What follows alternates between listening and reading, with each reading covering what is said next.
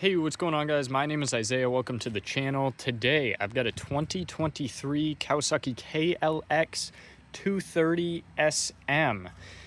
This is the ABS model. Overall, they're going to be almost identical, just the ABS model has anti-lock brakes. It cost a little more from the factory. It's not much. I believe it's like $300 or $400, so it really just comes down to a personal preference. But this is a wicked cool bike. I'm excited about it. I've actually put quite a few miles on this myself, and I really enjoy it.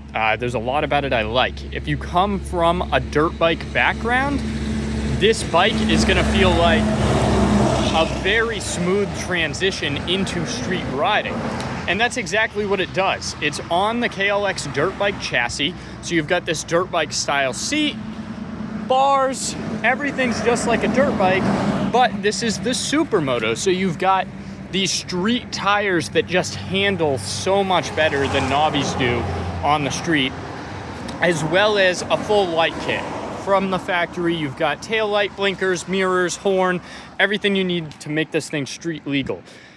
So yeah, I mean, overall, if you come from a dirt bike background, you're gonna have a blast on this thing. Even if you don't, you're still gonna have a blast on this thing. It's got a 230cc single cylinder motor. It is electronically fuel injected, which is awesome. It makes a little bit more kind of on the low maintenance end of things. It's gonna be air cooled. It's very basic. Trying to think of what else I got here. It is a 6-speed transmission.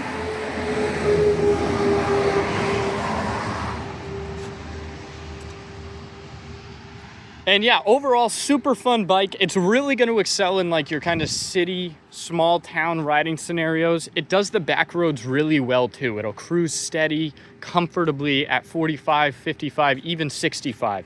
It's going to hit a rev limiter when you hit around. It seems 72, 73. So I wouldn't recommend it for highway riding, but it can be done if you need to. Power-wise, it's definitely pretty good. It isn't great. It seems tell a difference from this, where it's fuel injected, to other similar size bikes that are carbureted. The carbureted bikes seem to have a little bit more lower end grunt, but this definitely seems to be smoother all the way throughout. But it's got plenty of power for toying around in the city or on the back roads. The one place where it could use a little bit more power is if you're on a back road and you need a little bit of passing power. You know, the time it takes to go from, say, 45 to 55 is a lot. And so you really got to wait for like a perfectly clear straight stretch before you can pass. And that's something where like a DRZ 400 wouldn't have quite as much issue getting up and going. But other than that, it cruises fine at those speeds. It just definitely takes quite a bit to get there. Let me fire it up for you guys. You've got a pretty basic cluster up here. Your basic handlebar controls. You don't have a gear indicator or an RPM gauge, so it really is basic. You do have a gas gauge. Very good on gas, by the way. I was getting about 80 miles per gallon with this thing. So for that alone, it's awesome. Now, my favorite part about these bikes is you can get these bikes brand new for pretty cheap. Kawasaki dropped the MSRP on these bikes to, I believe, about $3 grand for the non-ABS and $3,300 for the ABS. So depending on what, you know, dealer assembly fees, freight fees, dock fees, and taxes look like in your area, you can usually get one of these brand new out the door for under $4,500, which is just pretty impressive.